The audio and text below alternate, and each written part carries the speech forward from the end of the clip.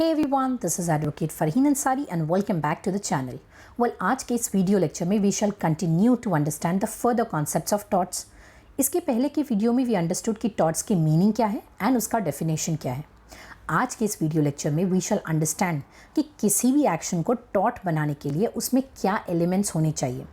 well, बच्चों, जैसे हमने पहले भी पढ़ा है कि टॉर्ट एक सिविल रॉन्ग है.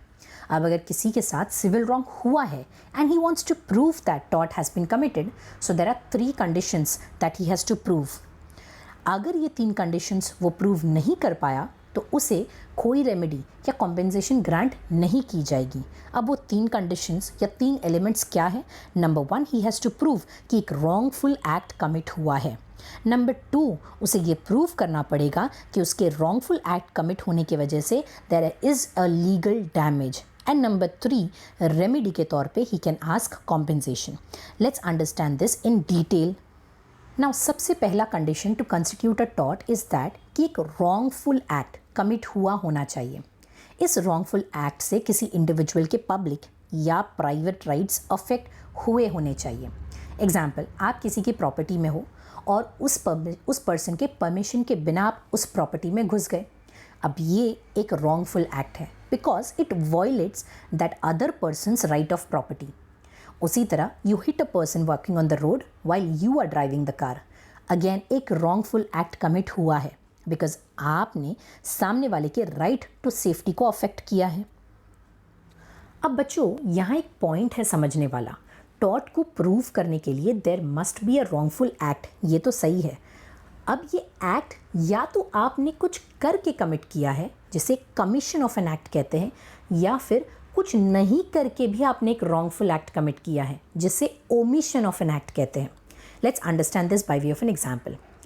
आपने एक पर्सन के कैरेक्टर के बारे में कि वो झूठा है, चोर है, मक्कार है, पब्लिकली अपने सोशल मीडिया प्लेटफॉर्म पे जाके लिख दिया. This is a wrongful act जहाँ आपने एक पर्सन को डिफेम किया.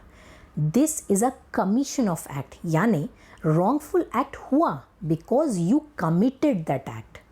नाउ लेट्स अज्यूम आपके घर के सामने आपने एक पानी का कुआं बनवाया. अब जहाँ ये बोरवेल है that is a common right of passage, मतलब वहाँ से लोग आते और जाते रहते हैं. अब यहाँ बोरवेल को आपने अच्छे से गार्ड करना चाहिए था, कवर करना चाहिए था, बट आपने ऐसा कुछ नहीं किया and you kept it open. This is your omission of act. अब उस बोरवेल में काफ़ी लोग गिर गए एंड दे गॉट इंजर्ड. सो यहाँ एक रॉन्गफुल एक्ट हुआ but because of your omission of the act. अब बच्चों, पहला कंडीशन था कि एक रॉन्गफुल एक्ट कमिट होना चाहिए. नाउ द सेकेंड कंडीशन और the element of tort is उस रॉन्गफुल एक्ट से पर्सन को लीगल इंजरी सफ़र हुई होनी चाहिए. मतलब टॉर्ट प्रूव करने के लिए the person will have to show number 1 कि उसके साथ एक रॉन्गफुल एक्ट कमिट हुआ, एंड नंबर 2 उसको ये प्रूव करना पड़ेगा कि उस रॉन्गफुल एक्ट से पर्सन को लीगल हार्म या लीगल डैमेज हुआ है.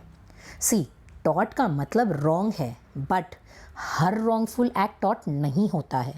Now to understand the second condition of tort, let's understand first कि लीगल इंजरी क्या होता है. लॉ में 2 मैक्सिम है. One is damnum sine injuria and the other is injuria sine damnum. Damnum sine injuria का मतलब है डैमेज विदाउट लीगल इंजरी. मतलब अगर किसी पर्सन को नुकसान तो हुआ बट उसके कोई लीगल राइट्स अफेक्ट नहीं हुए या कोई लीगल लाइबिलिटी अराइज नहीं हुई तो उसे कहेंगे डैमनम साइन इंजूरिया. एग्जाम्पल से समझते हैं.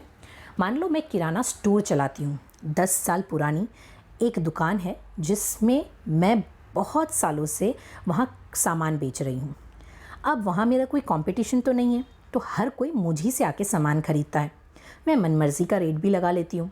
अब बिल्कुल मेरे बाजू में अभी अभी एक नया किराना का दुकान ओपन हुआ. ऑफ कोर्स मेरे बिज़नेस पे अफेक्ट हुआ. अब मैंने देखा कि महीने के आखिर में मेरा प्रॉफिट 50% से कम हो गया. देखो, नुकसान तो हुआ है ना. अब क्या मैं उस नए दुकान वाले के अगेंस्ट में केस फाइल कर सकती हूँ अंडर टॉर्ट्स कि देखो मुझे उसके एक्शन की वजह से लॉस या डैमेज हुआ? Well, the answer is no. क्यों?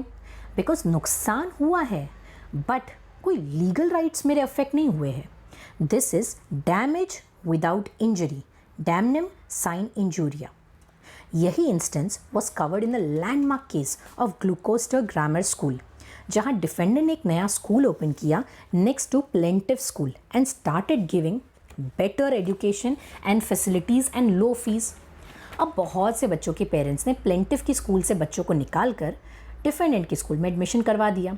इससे प्लेंटिव को काफ़ी मॉनेटरी नुकसान हुआ, बट क्या उसके लीगल राइट्स अफेक्ट हुए? कोर्ट ने कहा बिल्कुल नहीं, क्योंकि competition is not illegal and hence no legal rights were affected. इस केस में प्लेंटिव को कोई भी रेमेडी अलाउ नहीं की गई। The next is injuria sine damnum, meaning legal injury without damage. अब इस केस में लीगल राइट्स पर्सन के अफेक्ट हुए हैं, बट एक्चुअल में कोई नुकसान नहीं हुआ है। चलिए इसको एक एग्जाम्पल से समझते। एक लैंडमार्क केस है एशबे वर्सेस वाइट का, जहाँ एशबे नाम के एक पर्सन को इलेक्शन बूथ पे मिस्टर वाइट नाम के एक ऑफिसर इंचार्ज ने वोट देने से मना कर दिया। अब वोट देना तो हर पर्सन का राइट है, यहाँ मिस्टर वाइट का एशबी को प्रिवेंट करना was affecting Ashby's legal right. Finally he was not allowed to vote, but Ashby जिसे वोट देना चाहता था वो ही कैंडिडेट जीता। अब यहाँ एशबी को एक्चुअली कोई नुकसान हुआ नहीं है। In this situation can he go to the court and take action against mister White? The answer is yes, because irrespective of whether damage हुआ या नहीं, उसे लीगल इंजरी सफ़र किया है, विच वॉज कि उसे वोट करने नहीं दिया गया, जो कि उसका फंडामेंटल राइट था।